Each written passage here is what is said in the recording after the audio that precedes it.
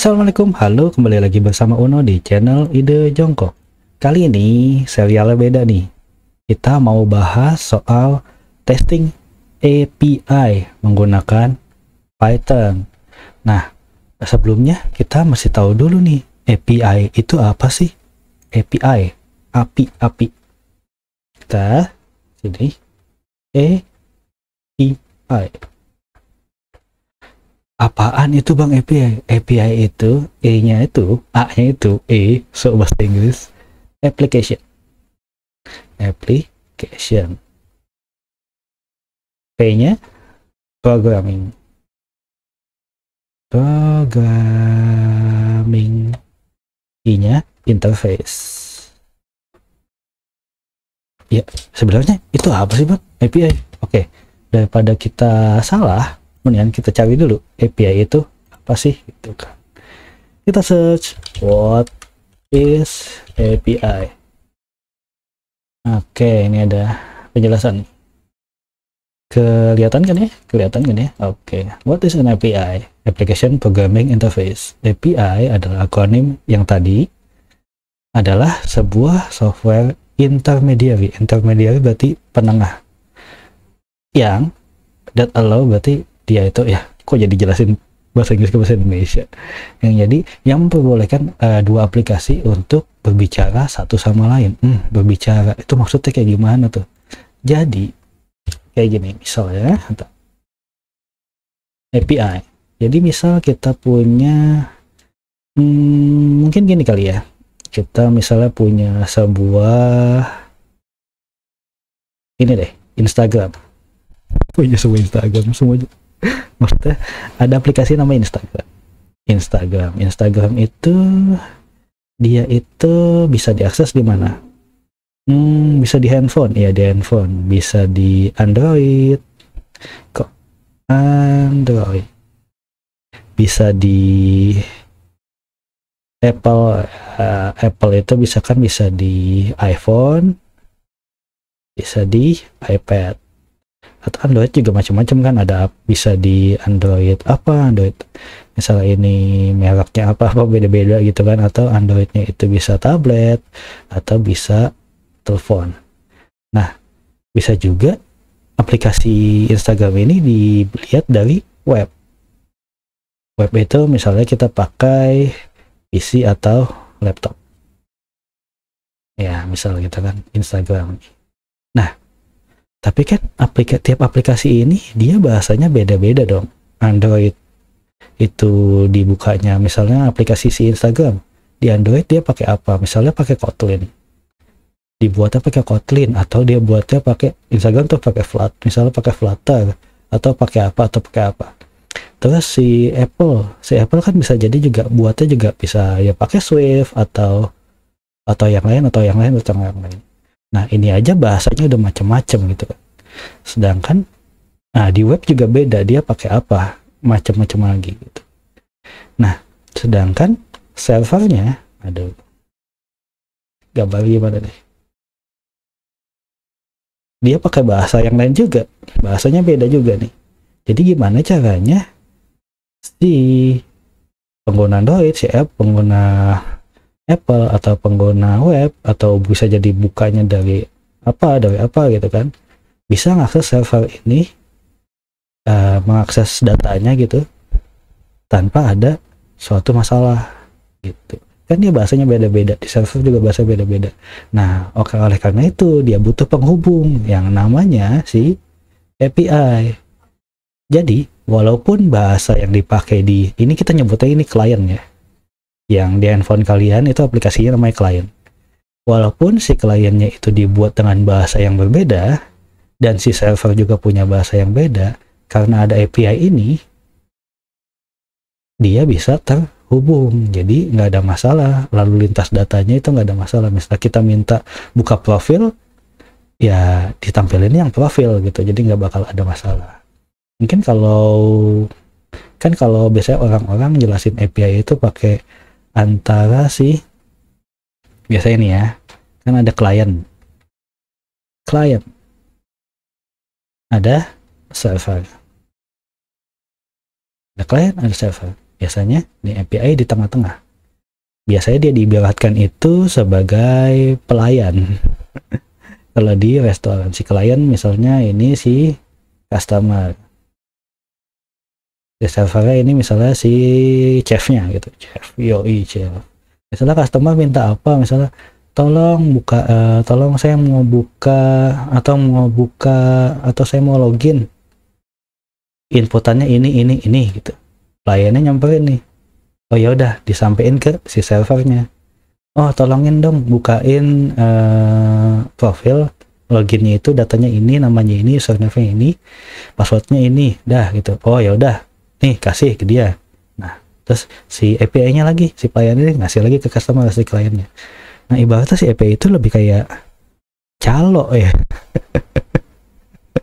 Ya jadi dia sebagai perantara antara dua aplikasi. Atau penjelasan lainnya lagi misal kayak gini, misal selain itu ada hubungan antara, itu kan tadi klien kan front end kan, kalau di server masalah sisi back end. Atau bisa jadi dia itu penengah antar dua aplikasi lainnya yang dari sisi server atau sisi back end.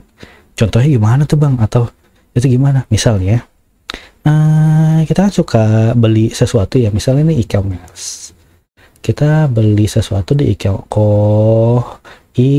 e-commerce misal, entah itu si orange, si hijau, atau si merah, atau siapa gitu kan. Nah biasanya kita beli, saya mau beli nih, terus mau bayar pakai apa? Oh misalnya bisa pakai via transfer via m-banking dan lain-lain, harus pakai GoPay atau pakai apa gitu kan. Nah biar ini berjalan kan, misalnya transfer pakai bank apa, tiap bank kan ininya beda-beda. Nah di sini antar e-commerce dan si metode pembayaran ini harus ada API, harus ada API biar nyambung antara kita bayar sama si pihak banknya ini atau si penyedia layanan pembayarannya itu, bayarnya itu benar bisa nyampe ke e-commerce-nya. Itu namanya API gitu. Sampai sini semoga jelas ya penjelasannya kayak gitu. Oke.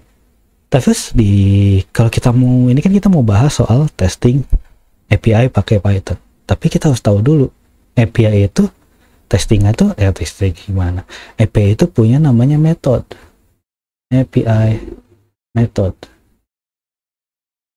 Kalau dengar istilah, kalau mungkin di kampus atau apa, kalau saya sih nggak pernah belajar. Itu istilahnya curut, bukan tikus ya, curut. Nggak enak juga, curut. Oh yes, bahasa Inggrisnya curut. Ini C-nya itu untuk create, R-nya untuk read, baca, U-nya itu untuk update, D-nya itu untuk delete. Create, misal kita kalau create, kita register, kita buat akun baru gitu, itu create namanya.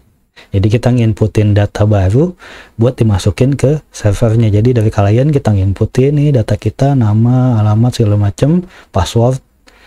Nah, buat disimpan ke server, buat disimpan ke backend lewat API. Nah, metodenya yang biasa disebut itu adalah, yang biasa dipakai metode itu adalah namanya get. Salah, bukan get. Maaf. Metodenya itu adalah post. Membuat sesuatu, menambahkan sesuatu yang baru, metode itu post. Untuk read, dia itu kita cuma ngebaca. Kita minta misalnya mau tampilin profil gitu. Metodenya itu adalah yang tadi, get, salah tulis. Itu untuk nge-read. Untuk update, misal kita saya mau ganti alamat nih, atau saya mau ganti nama nih, itu metodenya update, namanya itu put. Oke, dan delete itu misalnya kita mau melakukan penghapusan atau apa gitu, ya metodenya delete gitu. Jadi ada 4 metode utama ya: post, get, put, delete. Nah biasanya testing API itu gimana bang? Biasanya kalau testing API itu bisa secara manual. Ada toolsnya, namanya itu, kalau saya biasanya pakai Postman. Postman. POST. Iya, tukang pos, Postman. Ini dia. Oke. Biasanya sih download ini supaya buat bisa testing API-nya. Tinggal di download, mana download sini nih. Saya cookie dulu, produk. Asal sih di sini harusnya. API client atau di mana ya? Pokoknya di sini lah. Saya sudah punya. Jadi pakai Postman. Ini kalau secara manual ya, testing manual. Biasanya saya pakai Postman. Diinstal aja, cari aja diinstal. Ini di Windows, bisa di Mac, bisa di Linux, bisa kayaknya. Maaf, batuk-batuk. Oke, bentukannya kayak gini ya.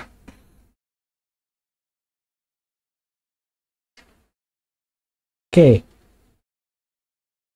Nah, kalau kita mau ngetes API kan kita perlu API-nya dong, gitu kan? Wah, tapi kita nggak punya nih API-nya. Tenang, kita cukup kunjungi web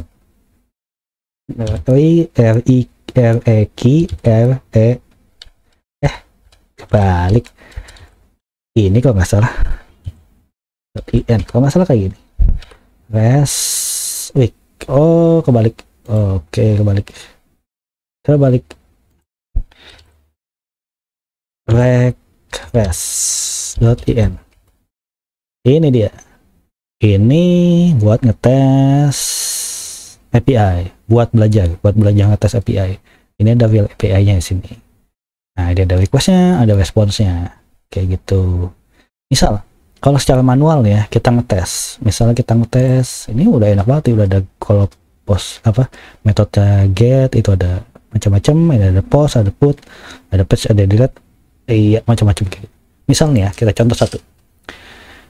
Kita mau testing metode get. Ini ada URL-nya. Biasanya kalau kita mau testing API pasti dikasih URL-nya sama si backend developer-nya. Kita tinggal minta aja. Nah, misalnya kalau kita buka web ini HTTPS alamatnya ini, nanti data JSON-nya ini.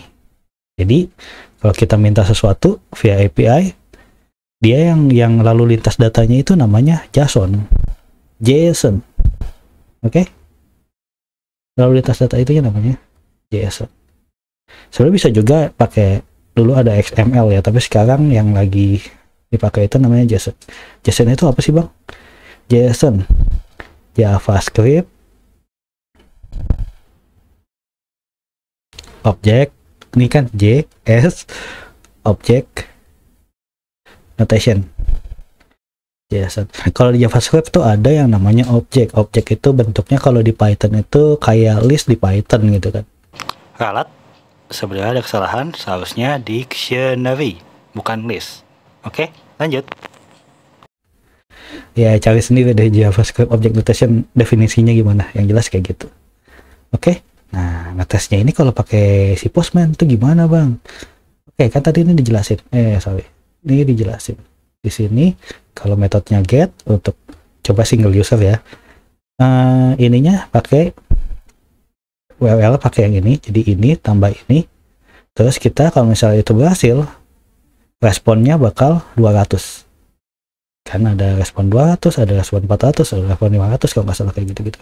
Nah, kalau misalnya kita mau tahu isinya yang di bawah si API-nya, isinya itu ini.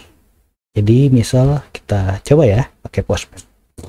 Oke, Postman, kita coba bikin workspace baru, misal kasih namanya TS API request baru, terus kita bikin request baru, misalnya get out, tuh kan.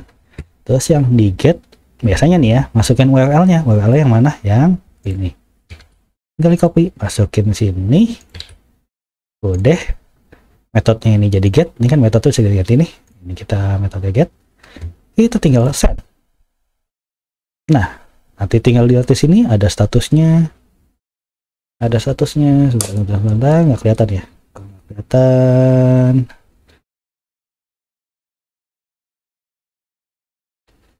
Oke, ini ada statusnya 200 oke. 200 oke. Nah, ini ada si isinya. Yang aku maksud isinya itu ya si JSON-nya. Jadi bentuk isian dari request responsnya itu adalah JSON. Itu tulisan yang di bawah tuh. Itu bentuknya JSON. Oke, lanjut. ID 2, email apa, first name, last name, ini kan janetweaver.request. Coba kita samain sama isian si yang di sini. Bener nggak? Janet Weaver, ID-nya 2. Oke. Kalau dia benar, iya sama gitu untuk metode get secara manual pakai Postman. Tapi bang, kita mau belajar bukan secara otomatis ya, Pak. Kalau kita nggak mau pakai Postman nih, tapi pakai Python, itu bisa apa enggak? Bisa. Kita perlu install library namanya request. Itu gimana bang? Gini caranya. Kita buka command prompt. Ini gedein. 24. Oke. Kita install library namanya request. Caranya pip install request. Pip install request pakai S. Lalu di enter. Karena aku udah punya, jadi ya udah tinggal dipakai. Selain itu sebenarnya sih kita butuh ada 3 sih. Ada 3, cuma kan yang satu request. Kita butuh libnya namanya request. Lib kedua itu namanya JSON. Ini perlu diinstal kalau JSON ini udah ada di Python-nya. Apa ya istilahnya tuh? Udah built-in di Python-nya. Yang ketiga itu kita perlu JSON add. Ini juga perlu diinstal kayak request. Nanti aja tapi. Untuk metode yang get ini kayaknya kita belum terlalu perlu untuk JSON add. Seperti itu. Nah, kan udah kita install nih. Udah diinstal, tinggal kita cek malah nulis. Tinggal kita coba pakai text editor. Kita buka VS Code dulu. Oke, VS Code. Ini kesini dulu.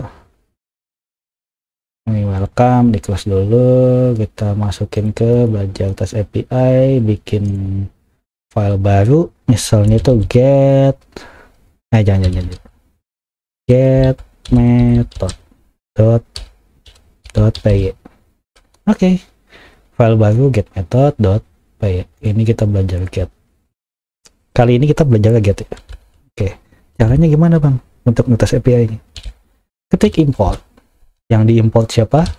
Request. Kurang gede. Oke, kurang gede. Import request.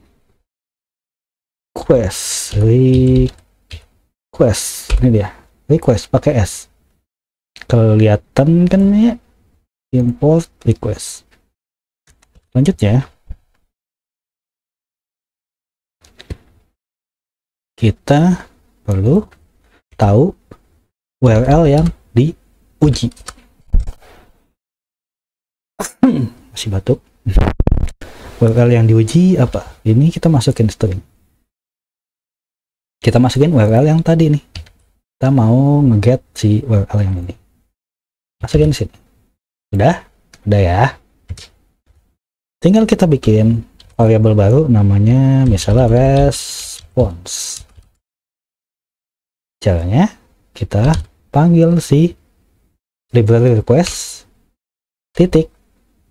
Nah, udah ada nih. Buka kelas get. Yang di get siapa? Kita udah ngetik URL tadi ya. karena kita udah bikin variable URL, tinggal masukin URL. Salah. Oke. Get URL. Nah, nggak kelihatan ya. Nah, ini kelihatan. Nah, yang di get sih URL ini. Di get di sini. Udah? Udah. Kita mau lihat apanya nih? Kalau misalnya kita mau print si apanya ya? Response titik. Kita mau, ya udah, kita mau tahu isi responsnya aja gimana, Bang. Oke, kita langsung run. Set response 200. Tandanya apa? Responnya oke. Jadi kita minta get apa, responnya langsung dibalikin 200, artinya oke. Gitu, simple kan, gampang. Tapi Bang, saya mau lihat isinya. Itu bener apa enggak? Bisa. Mau lihat isinya. Print respon titik. Kita masukin kelas baru. Namanya content. Kita save lagi, terus kita run. Nah, keluar dah data ID 2, email Janet Weaver, request first name. Nah, sama nggak sama yang di sini? Cuman ini lebih rapi aja karena bentuk jasanya rapi. Tapi sebenarnya isinya sama yang di sini. Sama kan? Itu. Aduh, masih batuk. Jadi gitu ceritanya. Tapi Bang, itu kalau ngetesnya gimana kita tahu itu benar apa enggak? Masa itu sama aja manual juga dong. Nah, kalau mau ngetes itu kayak secara otomatis, caranya adalah kita butuh bantuan dengan modul lain, library lain yang kita udah pelajari di playlist sebelumnya. Cari namanya PyTest. Cara pakai PyTestnya gimana tuh ya, supaya bisa dipakai nih, ngetesnya bener apa enggak. Oke, kita buat folder baru, buat file baru. Di folder ini new file. Kalau kita bikin file PyTest harus pakai tulisan test spasi get method.py. Oke, nih file baru test get method yang diimport request sama kayak tadi request. Terus kita perlu import PyTest. Aku udah ada, tinggal install. Kalau yang belum tahu cara pakai PyTest gimana, silahkan cari playlist PyTest atau aku taruh di card kanan atas, tinggal klik aja di situ. Oke, lanjut. Kalau karena ini PyTest, kita butuh bikin fungsinya harus ada nama tesnya, misalnya tes get method dan titik, buka kurung, masukin yang tadi URL sama dengan apa nih, copy aja dari sini lah. URL sama dengan ini, copy aja ya. Dia harus masuk ke dalam. Oke. Terus responnya ini copy aja, respon ini. Nah, kalau kita ngetes, kita kalau di PyTest itu butuh assertion. Jadi assert siapa? Nah, kalau kita mau nge-assert, kita bikin dulu sini misalnya variable code. Kita mau assertion code-nya itu berapa? Harusnya kalau benar code-nya itu tadi 200. Kalau nggak benar, entah berapa, bisa 202 atau 202, bisa 400 kalau misalnya itu nggak benar, atau macam-macam kodenya. Oke, cara munculin kodenya gimana? Kita butuh response titik apa ya? Oke, status code. Jadi kita bakal munculin status code. Oke, misalnya kalau kita pindah ke get method ini, kita belum coba tadi ya. Ini status code, misal kita save, lalu kita run. Nah, ini ada 200, status code 200, dia bakal munculin di situ. Oke, ini di clear dulu. kita balik lagi ke file yang ini, search dulu, assert code sama dengan 2 kali. Kita maunya 200. Kalau 200 berarti oke, tinggal di save. Oke, setelah di save kita tinggal jalanin PyTest-nya. Pindah dulu, pindah ke belajar folder apa tadi, belajar apa nih, belajar API. Oke, udah pindah folder, keluar dulu lagi, jalanin PyTest ya, PyTest inv biar detailnya kebuka. Terus nama filenya ini udah kita save belum nih? Kita save dulu deh, kita save. Udah, test get method. Oke, tinggal di enter. Udah get method pass, one pass. Oke, gimana kalau jadi fail? Kita jadi aja dari 201 gitu kan, kita save. Ini bakal fail gitu. Nah, fail. Solution code-nya 200, harusnya 200, tapi munculnya yang kita minta 201. Seperti itu. Nah, untuk yang lain-lainnya kan ada banyak nih. Masih ada post, put, dan delete dan yang lain-lainnya. Ini kita bahas di video berikutnya. Ini kita basket dulu. Di video berikutnya kita bakal bahas post, update, post, put, dan delete. Oke, terima kasih sampai sini. Semoga membantu, semoga bermanfaat. Dan assalamualaikum. Dadah.